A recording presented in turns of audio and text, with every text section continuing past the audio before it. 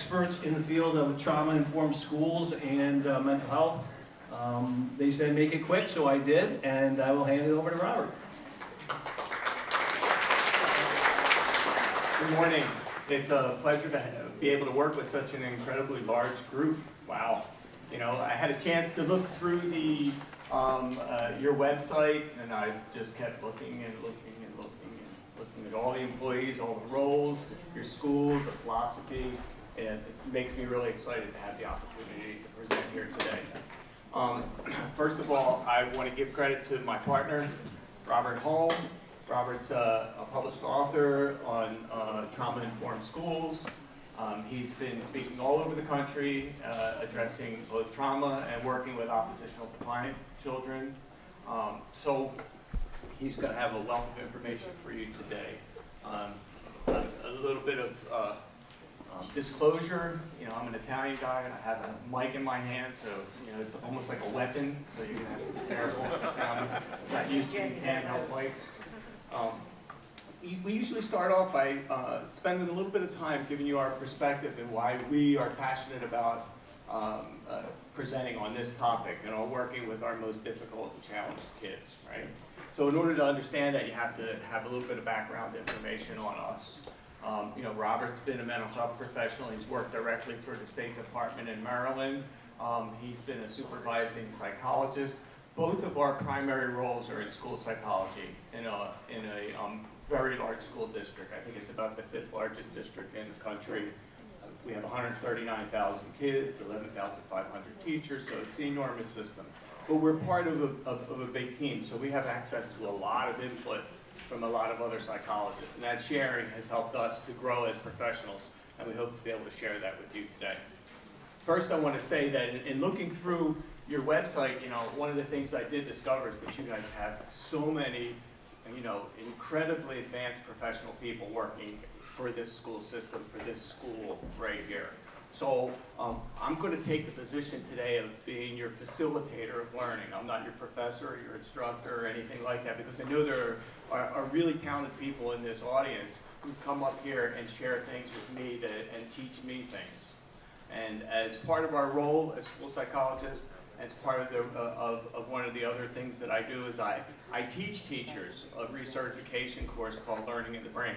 And what I tell them in the beginning of the course is that I'm going to facilitate your learning, but I'm certainly going to learn from you. And I have no doubt that today in our sharing and some of our activities that I'm going to learn something new that I'm going to leave here with today and be able to share with someone somewhere else in the country. So how did we get to where we are now, Rob and I, in terms of presenting and being passionate about this topic? You know, as school psychologists, we work with a lot of kids that have serious and significant behaviors, right? And you know, part of what you're going to hear today is about getting out in front of the behaviors, about being proactive, about creating an environment of learning that supports the likelihood that you'll be able to touch these kids that are your most needy kids in a way that is more systematic. Instead of addressing the behaviors, we're going to talk about addressing the thinking and the decision making that led to the behavior that led to the consequence that you're addressing. Because it's all too often that you hear the kids that are, if you ask a kid that's having difficult problems, what happened? You're going to talk about the outcome. You're going to say, oh, he got in a fight. Oh, he was disrespectful. We never say, oh, he made a really bad decision back then when he thought that this should be the response. And that's where we need to go about getting out in front of that. And we're going to talk about how our traumatized kids, you know, the way that they react. We're going to need to change the thinking that led to the behavior. And there are so many kids out there that it's pretty hard to think about an individual approach for each and every student when you could do it in a more systematic way that supports the kids who are most needy, but also addresses the kids that may not be having those difficulties, but it's still a good benefit to them. So many years ago, I started as a school psychologist in Louisiana public schools.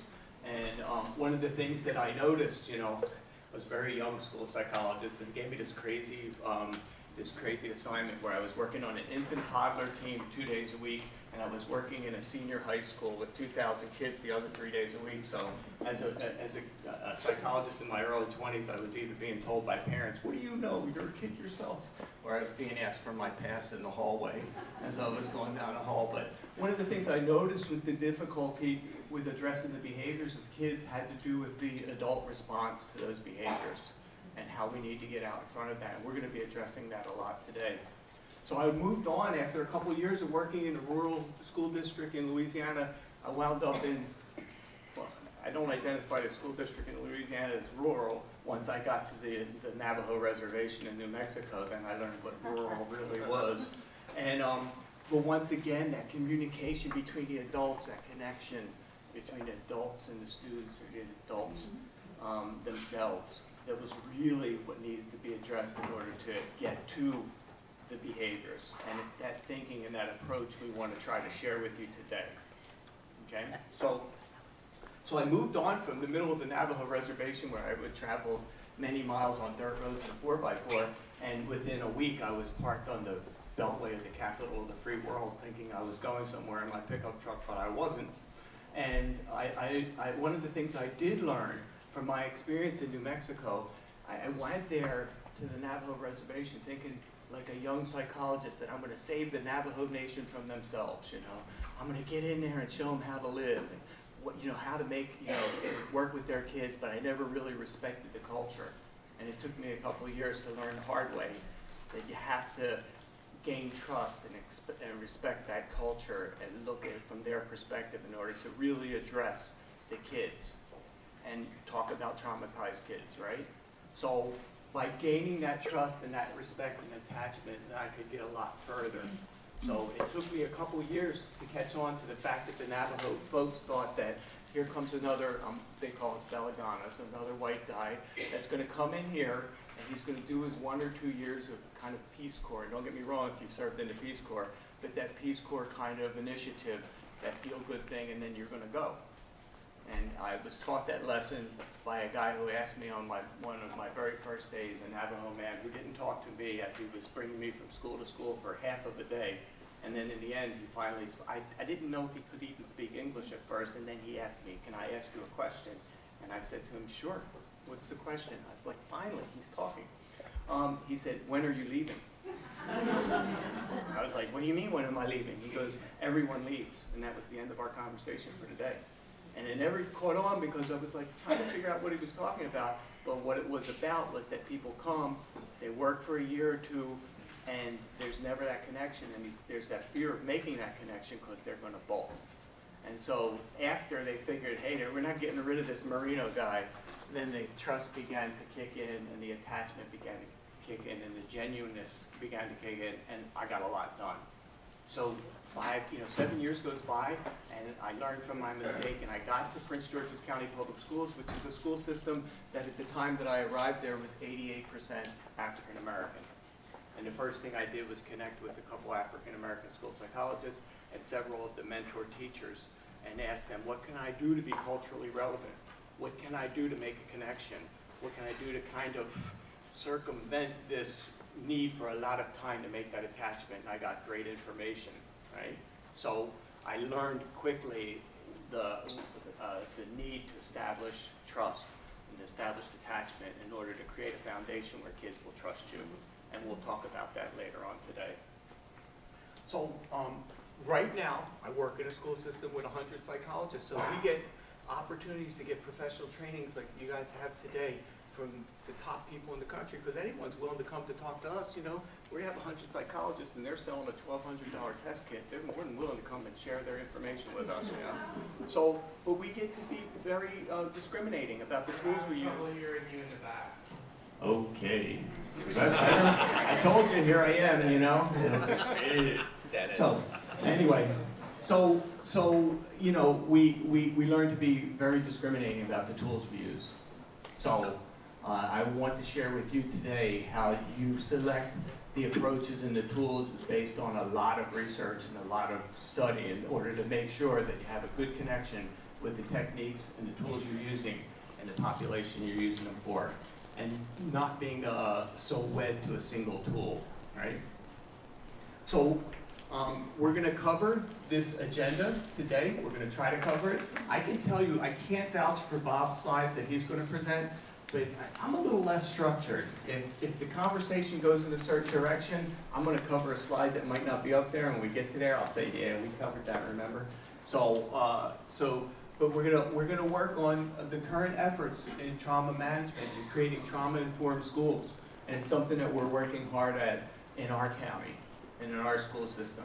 But once Bob shares this information, I think it's going to be eye-opening about how many kids and the extent of the traumatic experiences that many of the kids that you serve here today, they have a lot of traumatic experiences in their background, and it creates a very different way of thinking, a very different approach to life to them. And that's why we need to talk about that attachment and trust before we begin to address that.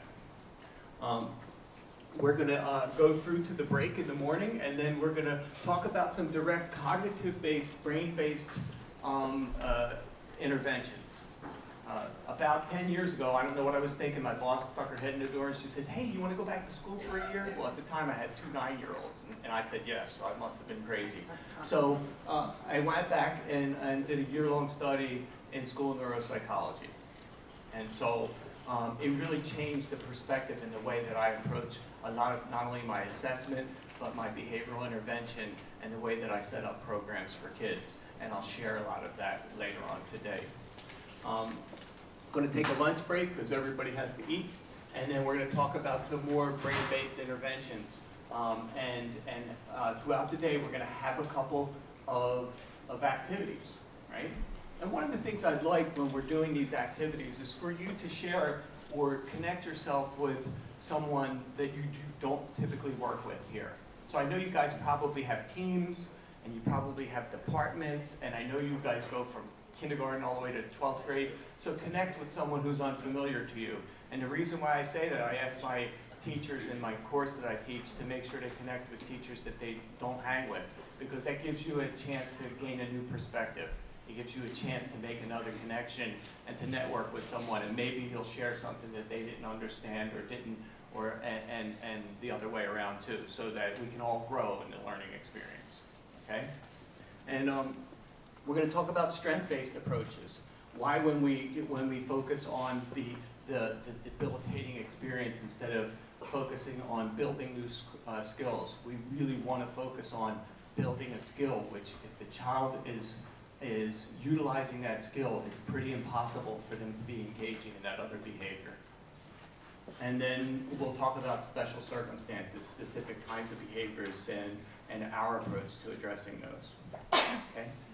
So, without further ado, I'm going to present Bob to you. He's tremendous. We're going to listen, and we're going to hear from one of the leading authorities in... Thanks. Fine job, Robert. Fine job. Clap for him so he goes away. Leading authorities in trauma management in the schools. All right. So you guys have your hand out, and here's the first thing we're going to try to do is we're going to try to figure out how I can use both hands at the same time. Somebody in the back yelled when he couldn't hear when he went like this, so I'm counting on you guys in the back. He screamed at me when I do the same thing. So here's a case that's, I don't think, particularly untypical to either Robert or I. You have it in your thing. You have this part over here, which is what we do.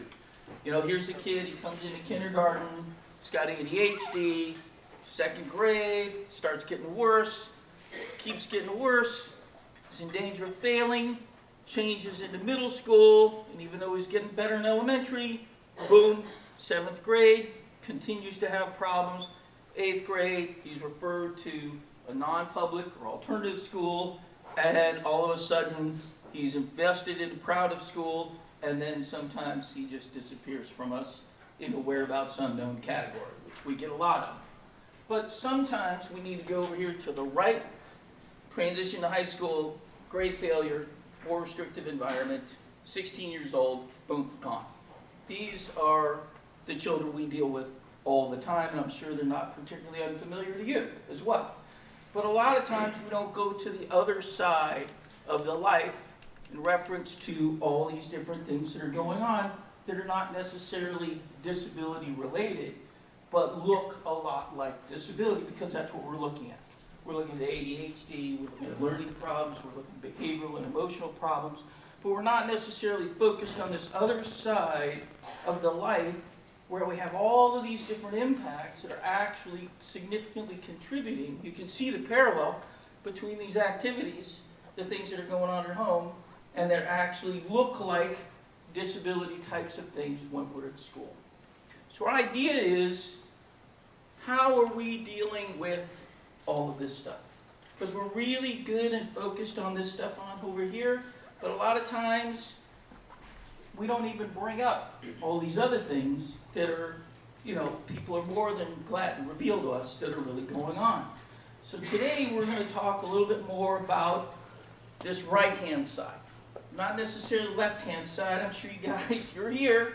This is an awesome school. Robert looked that up on the, on the website. We got great staff. You're very used to the left side of this chart. But how do we get over here to the right side of this chart and look at children as adverse circumstances contributing to the problem, not so much the traditional disability type thing? So when we look at this kind of chart, what do we end up with? Now, we're just going to talk about this a little bit. I'm sure you guys got some active people here, but not necessarily break into small groups because I got too much to cover. Robert was like, how are you going to cover all that stuff in one day? So let's just think about it for a minute. So, how many times when we talk about these children are we restricted into our traditional mode of it's either a disability problem or it's a conduct problem? So what we're trying to do is we're trying to expand that. There's actually 3 Ds. It's disability, it's discipline, but where's our distress approach? Where's this child is in distress because of all these events? So we're expanding the model of what's going on with children beyond just our traditional, is it an emotional problem, is it a learning problem, or is it a discipline problem, is it a conduct disorder? And adding that other D to this whole model. That's what we're trying to do, expand it to where's the distress model. Do you guys have a distress model here? Do you have this guy's homeless now, so we're going to do this? Or do you have here's what happened, here's our discipline model, here's what we need to do as far as providing discipline, or is it a disability? You guys have an established distress model in your building here. I don't think we call it a distress model, but we do incorporate a lot of those things that go on the right side of the chart. Okay. So does your IEP process and your special education process smoothly integrate into what you would do if you found out this really isn't a disability problem, it's a distress problem? I mean, does it flow into IEP goals, 504 plans, conduct, whatever other FBA things? Because in my history, the model is very, very restrictive. Here's what you do here, here's what you do there. The model really doesn't say, okay, if we find out all these other things, here's where we go with what we call a trauma-informed approach to education. So what we've been doing nationally with a lot of other people is saying, how do we create that as the third wheel of what's going on with children on a practical, everyday basis? So you can look at it as part of your FBA and BIP. You can look at it as part of your IP goals. It's there, and it's automatic. Here's the 3 different options we have. So the implications of each category, for example, disability category, if you're emotionally disturbed, what happens? Well, you get labeled, and then it's not what's happened to you, it's what's wrong with you that becomes the primary issue. Well, with Billy, it's not. Maybe a lot of it is what's wrong with you, but a lot of it is what's happened to you. So as soon as you move into that emotional disability model, though, it's what's wrong with you, it's what's wrong with you, it's what's wrong with you. If you go into the discipline model, it's why aren't you responding to the normal disciplinary procedures? And sometimes, you're not here, but in a lot of districts we work with, it's just like, how do we get to 0 tolerance? Maybe the punishment isn't bad enough. Where's all of these kinds of things? They just up what the consequences are for the behavior, rather than thinking, okay, if you had a distress model, what would you really do? What would it really look like? And so we're going to talk about all the things that have been going on nationally to kind of push this distress or trauma model out there in a very detailed way. So you can see a lot of our assessments are very limited as far as school psychs. We've been supervisors for a long time. We supervised interns for a long time, and I guarantee you, nobody coming out of school psychology school is saying, I need to assess more than symptoms. They're looking at symptom clusters, symptoms impacts. They're not looking at, here's what we call this family assessment portfolio, here's what's going on. We're not assessing that. We train these people all the time. They come in with zero thinking that I need to go beyond symptom assessment. So if you change the way you think about this kind of situation, then typically it leads to opening the door to other kinds of assessments and intervention techniques. So now let's talk about what's going on. There's a lot going on nationally. You guys might be aware of some of this. Maybe it's new to you. I don't know, but we've been working a long time with these different people. So there's this thing called the Adverse Childhood Experiences Study. Anybody here heard of this? You guys familiar with this? Okay. So now this is really big in the Center for Disease Control, and it's considered the primary contributor to cancer, suicide, heart disease. They're saying adverse childhood experiences actually contribute more to chronic long-term disease and early death than any other risk factor known. They started out in San Diego and they said, let's just survey how many adults have had early childhood experiences that have been adverse and what the impact of that has been on their functioning level.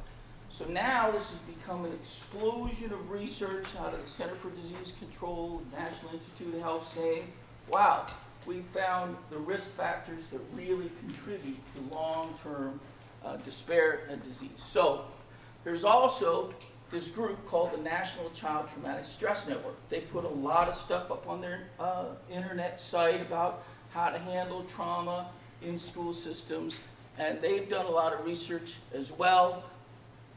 There's a volume here, Washington State Department of Education, Wisconsin. So all these people have been pushing out lots and lots of big information about what trauma-informed schools and what adversity does to functioning on a daily basis.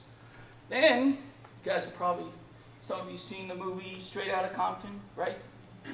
Yes. Some of you? Some of you? Okay.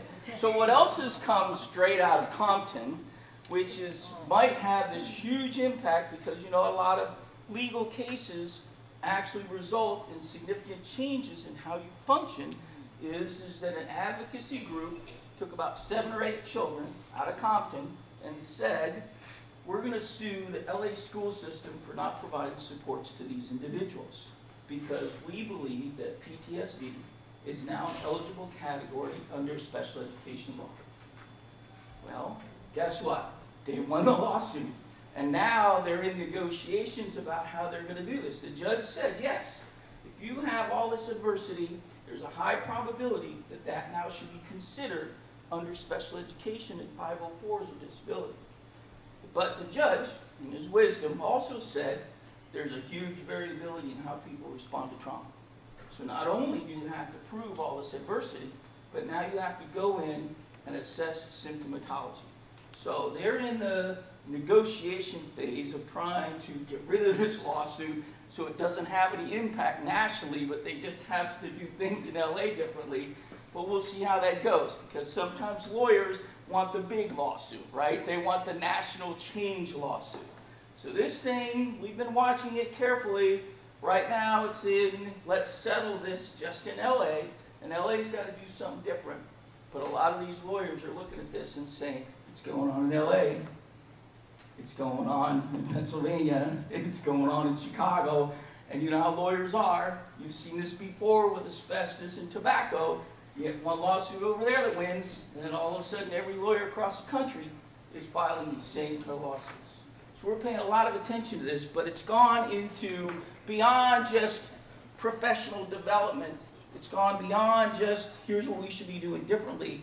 Now it's gone into, let's get legal about it. Also, the National Education Association. Are you guys, NEA members here? You guys union members here? How does it work here? No? Is Pennsylvania an NEA union state? Yes. The public schools are? Okay. So, I don't know if you know anything about the NEA or belonged to it before, but they're nuts. They're absolutely crazy people. Because what they do is every year they bring 9,000 to 10,000 people across from the entire United States that are elected representatives that can get up in front of the whole National Education Association and say, you know what, NEA, we should be doing this. We should be doing that. And so you have 9,000 heavy advocates trying to do stuff. And I thought, you know what? If I'm trying to make this happen, I should go there. That would be a lot of fun. Let's go in front of these people and try to convince them that trauma-informed education is a union issue and should be supported nationally. Well, those people are crazy, because it's like, I don't know if you guys watched any of the Democratic or Republican conventions, but you know what? They're half the size of what the NEA is, and everybody gets their own vote, everybody gets their own shout out. So even though it was a little bit of a struggle, now the NEA is publishing best practices for trauma-informed schools, and they're taking this on as an issue as well. So you've got the union support, you got the lawyers going after it, you got the professionals working on it, you got a whole bunch of people pushing this idea out there that we could do a lot better if we looked at that right side of the chart as well as the left side of the chart. So I don't know if you guys are aware of it, but there's this big national movement from a lot of different directions going on. So let's just go over a few things. Here's some data. The ACEs study said, oh my God, this is crazy. This data is nuts. We never expected this to be such an overwhelming problem in our society. But you can look at the slide, and when they published it, they validated it, and now it's become a big part of NIH and CDC. So here's the basic 9 list. Here's the list that they came up with that are high probability items that happen to children all the time that they're saying are having the most significant impact. And you'll see that there's 2 basic categories here. Things that have actually happened to children directly. And then the other one is what they call parent misbehavior. And that's a whole other category of what they are.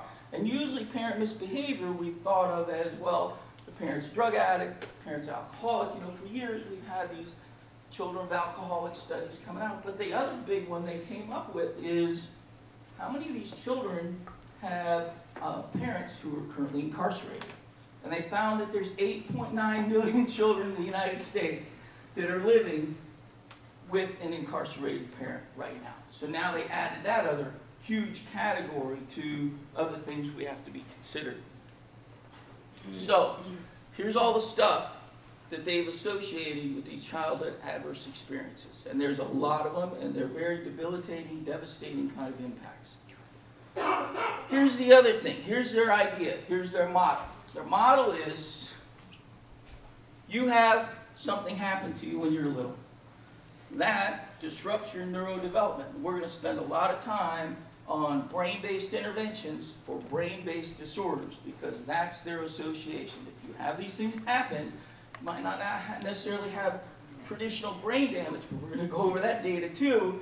But you also have a brain that works significantly differently than other children's brains. And where do we go to what we call brain-based intervention? Have you guys seen this work on brain-based interventions, learning in the brain, all this? This is the decade of the brain, all that kind of stuff.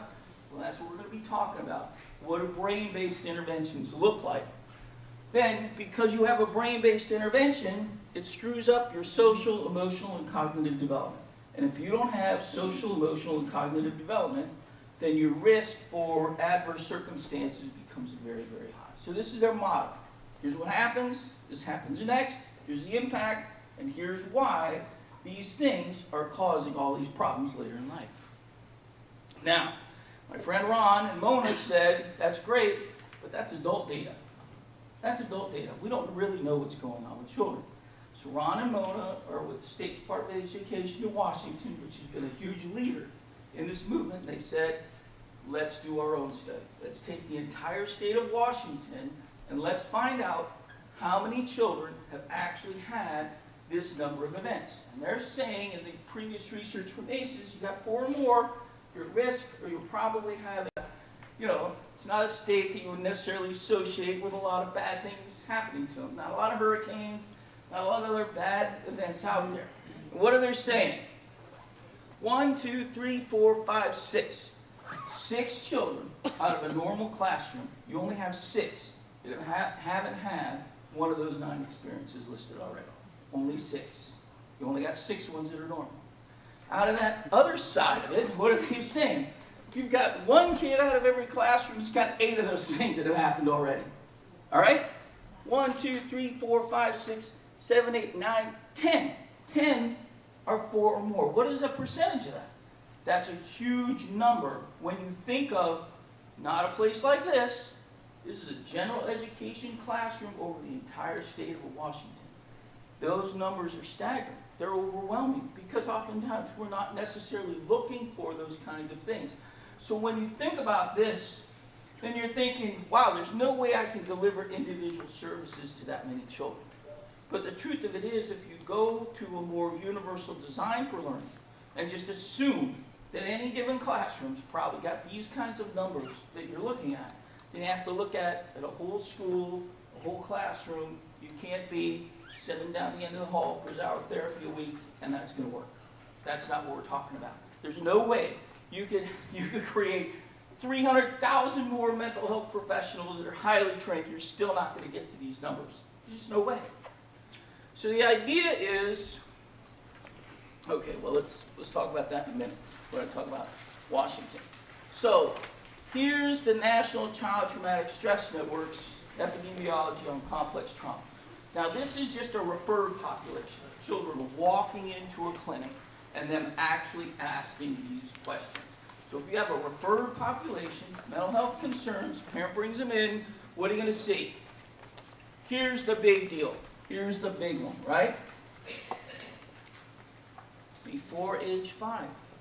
That most of these things are happening, if 50% is before age 5, right? That's a lot of them having it in what's considered the neurodevelopmental period, when their brain is really going guns. And so that's why they're saying there's all these neurodevelopmental changes, because if you look at this, and you look at this data of a referred population, it's not like Washington. Those kids were walking in with behavioral problems, initial exposure, before the age of 5. 0 to 6, domestic violence, number 1, exposure impacts multiple days. So the data is relatively staggering for people who haven't been looking at it. But you look at this and you say, that's 2002. It's been 14 years since that came out. Since those 14 years, since this came out, how many of you guys have received specific training on trauma-informed education and this kind of problem? 14 years of data has been out, and yet it's still not out to where we need it on a regular basis to give us the help we need to deal with these kind of children, to expand our thinking away from just disability and discipline, that third D of distress. So a lot of stuff's been going on. So here's the other thing that's going on that's even crazier than that. The state of New York decided that maybe some of these juveniles that are walking into our juvenile justice situations actually have traumatic brain injury. Wow, what an idea, right? So they decided to screen every new case that came into juvenile custody. And what did they find out? Crazy. 67% of walking in juveniles have a measurable amount of traumatic brain injury. So not only do you have this whole history that's causing these brain damages, but you have this huge percentage of children who have essentially unidentified TBI. Concussion, accident, assault, never really looked at it, never really followed it up. And now you're walking into a huge population that not only has this adversity that's changed their brain, but some measure of TBI.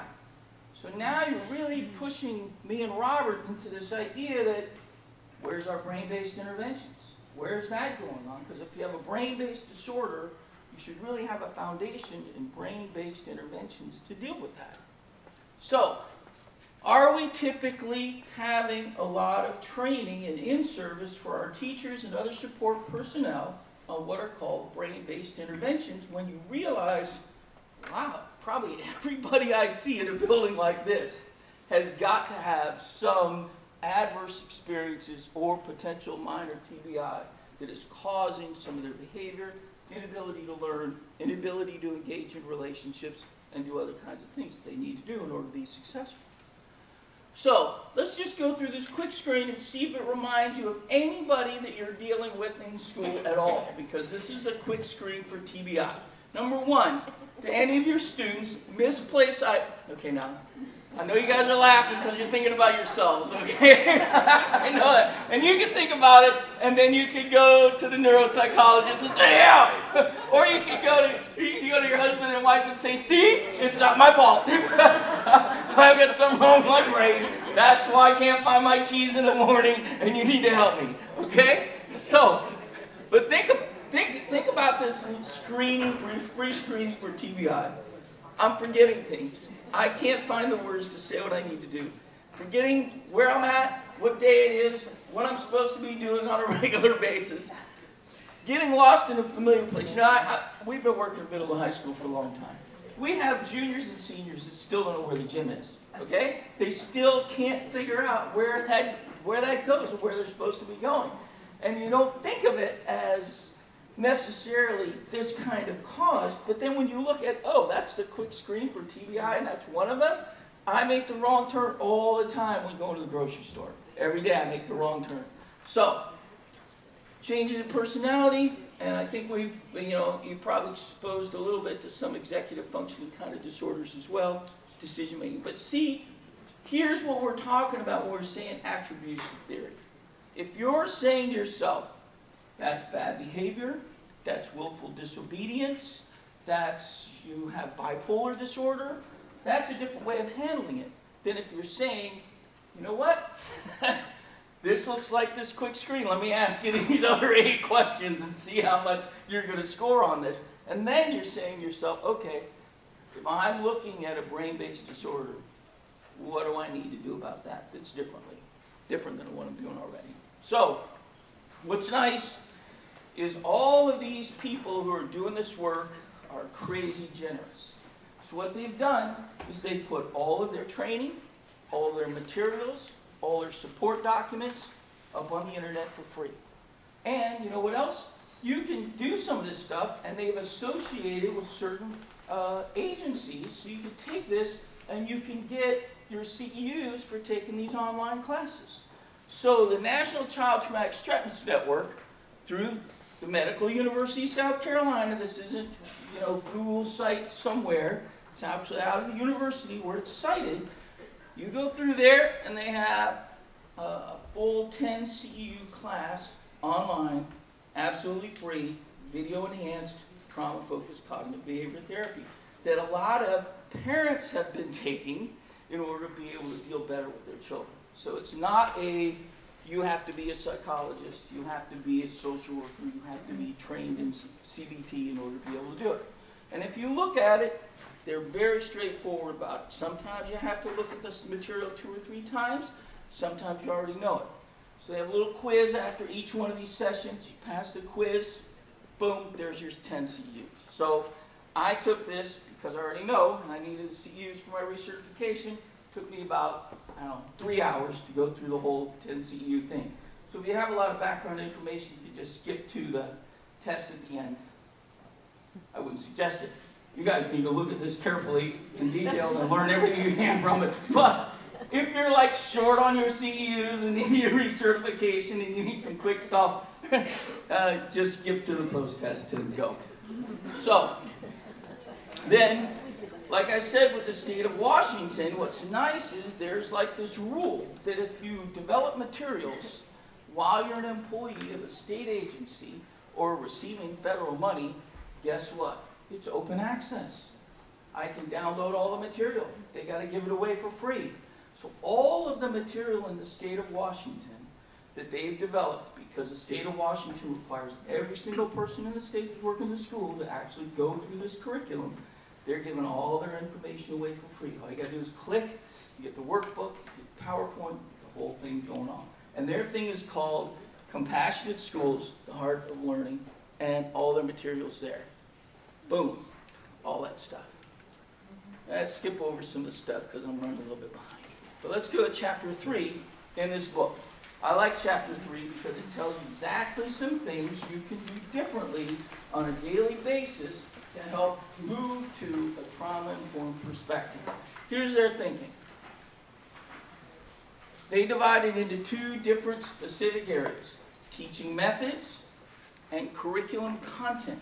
So this curriculum content right over here is actually published by the state of Washington and expected to be covered in every single school in the state of Washington. But they also say it's not just about teaching content. It's not just about teaching you how to have behavioral self-regulation. It's also about how do I teach on a daily basis methods that are going to support traumatized children. Not for children who are identified with emotional and behavior disorders, but for every single kid in the school system. Every one of them. Because if something hasn't happened to them, doesn't mean it ain't going to happen to them soon. And if something hasn't happened to them, doesn't mean it hasn't happened to their best friend.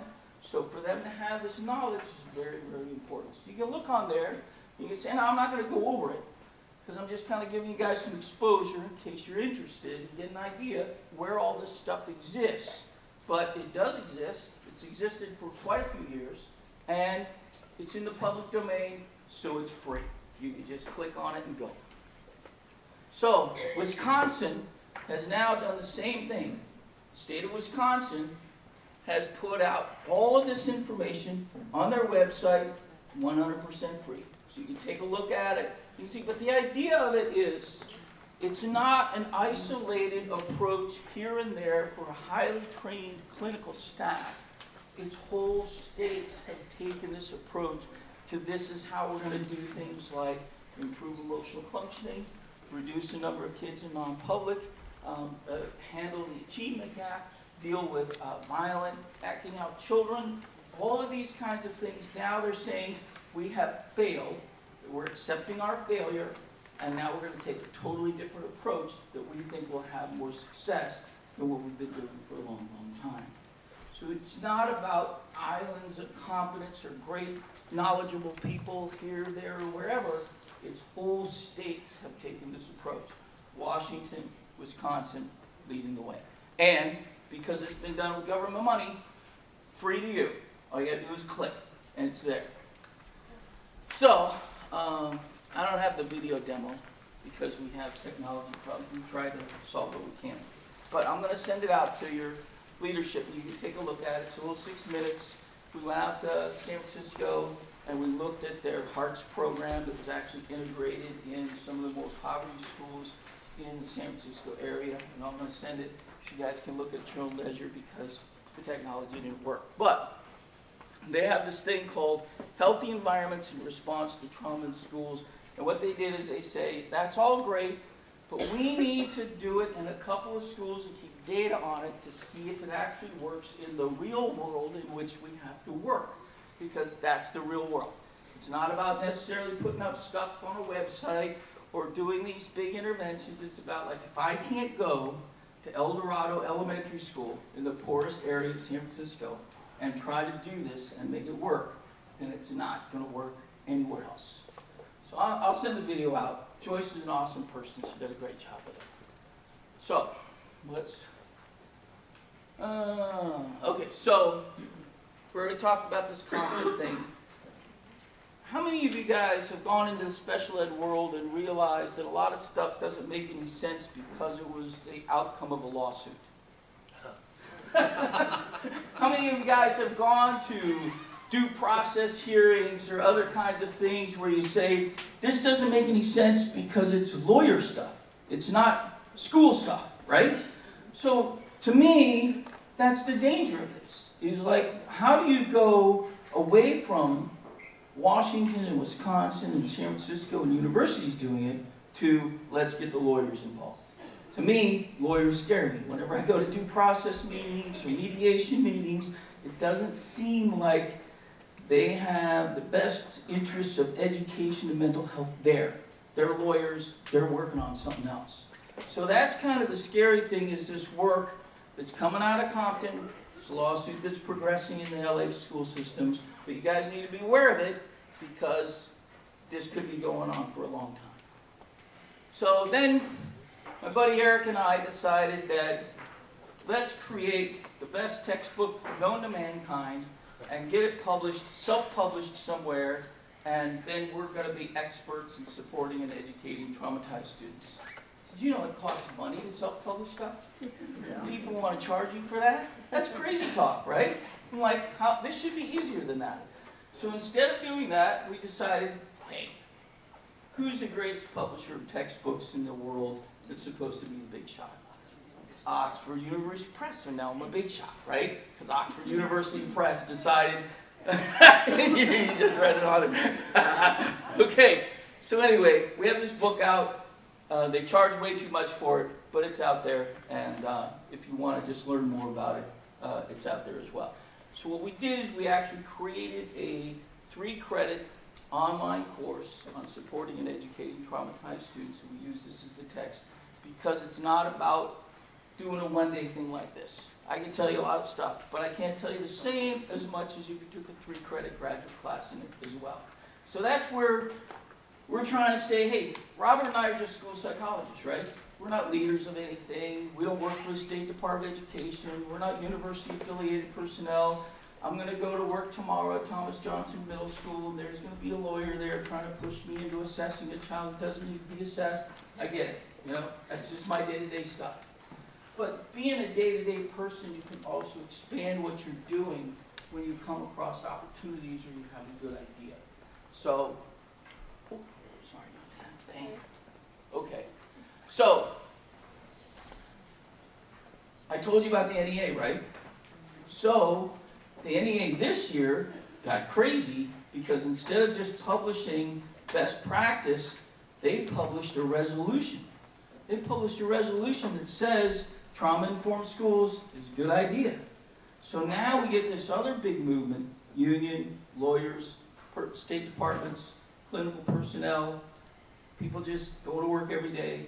So I'm just saying, when you think about trauma-informed school systems, a lot of people think of that as a new, innovative idea that they haven't really heard about that much before. But there's a lot going on in this area in a lot of different places. So I'm done 40 minutes early. Wow, that's great. So now Robert can spend a lot of time on moving from this idea to some very specific kinds of brain-based interventions that we can look at to improve cognitive functioning, because in our point of view, the behavior doesn't happen without the thought first.